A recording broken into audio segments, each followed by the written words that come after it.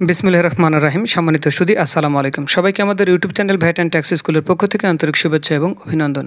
সম্মানিত সুধী, আজকের ভিডিওতে অনেক চমৎকার একটি সুসংবাদ দিতে যাচ্ছি। যারা সঞ্চয়পত্র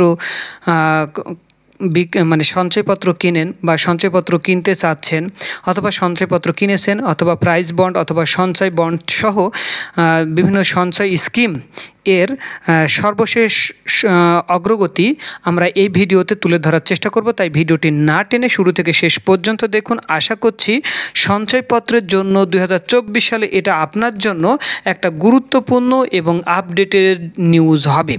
সম্মানিত সুধী, সাম্প্রতিক সময়ে অর্থাৎ গত 23শে সেপ্টেম্বর 2024 বাংলাদেশ ব্যাংক সঞ্চয়পত্রের জন্য একটা চমৎকার সুসংবাদ দিয়েছে।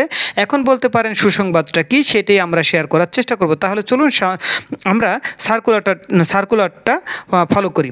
ডিএমডি সার্কুলার লেটার নং হলো 10। এখানে কি বলা রয়েছে?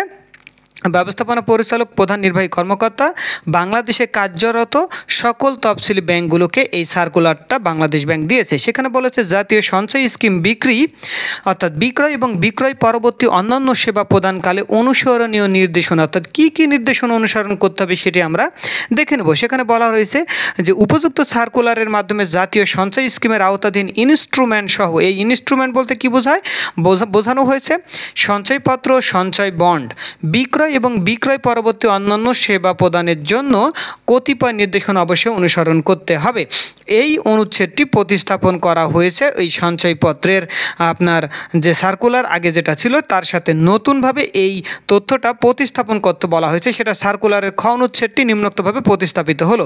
সেখানে বলা রয়েছে জাতীয় সঞ্চয় স্কিম অনলাইন ম্যানেজমেন্ট সিস্টেমের মাধ্যমে বিক্রিত সঞ্চয়পত্রের মুনাফা ও সুদ, অর্থাৎ মুনাফা অবলিক সুদ ও মেয়াদপূর্তির আসল অবলিক মূল অর্থ প্রদেয় হওয়ার তারিখেই ইন্টিমেশন প্রদান নিশ্চিতকরণ এবং ইন্টিমেশনের ভিত্তিতে বাংলাদেশ ব্যাংক কর্তৃক ইএফটির মাধ্যমে গ্রাহকের অনুকূলে প্রেরিত অর্থ যথাসময়ে সংশ্লিষ্ট গ্রাহকের হিসেবে জমা প্রদান নিশ্চিত করতে হবে। প্রায় সঞ্চয়পত্র যারা কিনেছেন, প্রায় অনেকে এই ধরনের কমপ্লেন করেন তাদের মুনাফা বা সঞ্চয়পত্রের সুদ মেয়াদান্তে অথবা আপনার 3 মাস পর অথবা মাসিক ভিত্তিতে তাদের ব্যাংক অ্যাকাউন্টে ক্রেডিট হচ্ছে না, অথবা মেয়াদ পূর্তির পরে আসল বা মূল অর্থ তাদের অ্যাকাউন্টে ইএফটির মাধ্যমে ট্রান্সফার হচ্ছে না যথাসময়ে। এ ধরনের অনেক কমপ্লেন ছিল। আশা করছি এই ভিডিওটির মাধ্যমে আপনারা উপকৃত হবেন এবং আশা করছি আর এই ধরনের কোনো কমপ্লেন করবেন না যে মুনাফা আপনাদের ব্যাংক অ্যাকাউন্টে জমা হচ্ছে না, অথবা মেয়াদ পূর্তির পর আসল অর্থকে আপনার বা গ্রাহকের অনুকূলে বা গ্রাহকের ব্যাংক অ্যাকাউন্টে কেন জমা প্রদান হচ্ছে না বা দেরি কেন হচ্ছে, এই কোশ্চেনগুলো আশা করছি আপনাদের আর থাকবে না। এই ভিডিওটি আপনাদের জন্য খুবই চমৎকার এবং আশা করছি অনেক উপকৃত হবে।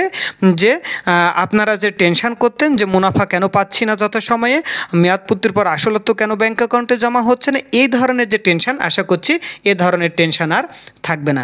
যাই হোক সম্মানিত সুধী, এই উক্ত সার্কুলারের নির্দেশনাগুলো এখন সংশ্লিষ্ট সকল ব্যাংক, যে ব্যাংকগুলো থেকে আপনি সঞ্চয়পত্র কিনেছেন বা যে বা যারা সঞ্চয়পত্র বিক্রি করছে, আপনার পোস্ট অফিস থেকে শুরু করে, জাতীয় সঞ্চয় অধিদপ্তর থেকে শুরু করে, ব্যাংক থেকে শুরু করে সবাই আশা করা হচ্ছে এই ধরনের আপনার নির্দেশনা অনুসরণ করবে।